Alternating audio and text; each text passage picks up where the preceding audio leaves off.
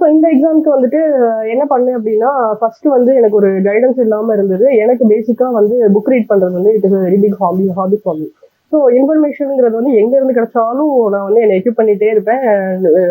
இது academic books, outside books அந்த மாதிரி எதுவுமே நான் பார்க்க மாட்டேன். நான் நிறைய ரீட் பண்ணிட்டே இருப்பேன்.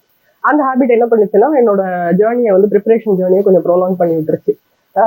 ஆக்சுவலா வந்து நான் ஒரு ஸ்ட்ரீம்லைன் பண்ணி இந்த பேசிக்ஸ் மட்டும்தான் அப்படின்றத வந்து நான் கொண்டு வரதுக்கே எனக்கு கொஞ்சம் டைம் ஆயிடுச்சு.